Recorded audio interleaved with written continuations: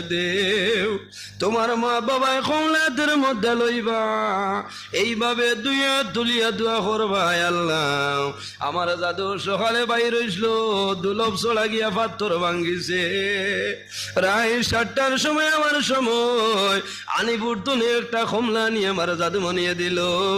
আল্লাহ তোমার কাছে দোয়া করিয়ার আমার জাদু এত কষ্ট করি আমি মারে বাবারে কমলা খাওয়াইলো। আয় আল্লাহ আমি মা বাবায় দোয়া করি আর আমার জাদুরে জমিনে কোনোদিন উপবাস রাখিও না।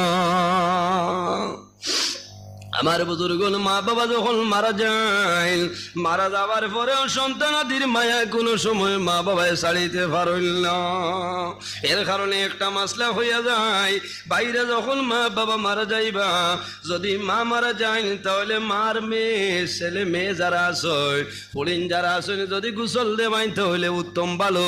তার যদি বাবা মারা যায় তাহলে বাবার সন্তানাদি বাবারে গোসল দেওয়ানিটা হইল ভালো।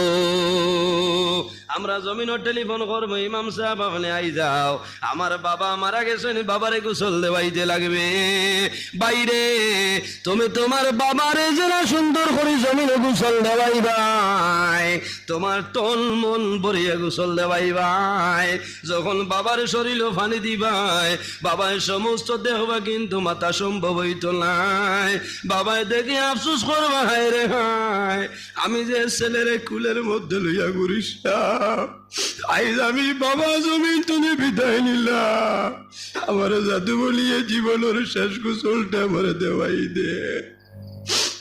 মা বাবা মারা যাওয়ার পরে গোসল দেওয়াইয়া আপনার মাধ্যমে আবৃত্ত করিয়া যখন করারের মধ্যে রাখো, ও সময় দেখছনি মোটার ফাবাজ মানুষে বলিয়া বান্ধিলাইন মানুষ মোটাইলে ফিটিবাই সুতারে মানুষে বুক বান্ধয়। যখন মুখটা বন্ধ করিয়া শেষ হয়ে যায় দেখা মুখটা বন্ধ করই, ও সময় মুখটা খালদি খালদি কয় বাইন রে আমার ভাও বান্ধিলাই, আমার কোনো দুঃখ নাই, আমার বদল বান্ধিলাই, আমার কোনো দুঃখ নাই। আমি অনুরোধ করিয়া আমার মুখটা তোমরা এখন পর্যন্ত বন্ধ করিও না। এর কারণ হইল আমি সামান্য পরে আমার বাড়ি তো নিয়ে আমার লইয়া যাইবা, আমার সন্তান আদি আমার দেহ করে আজকে জীবনের শেষ দেখা আমার জন্য আমি মায় দেখবো আমার জাদুমণি হল, আমার জাদুমণি হলে আমি মা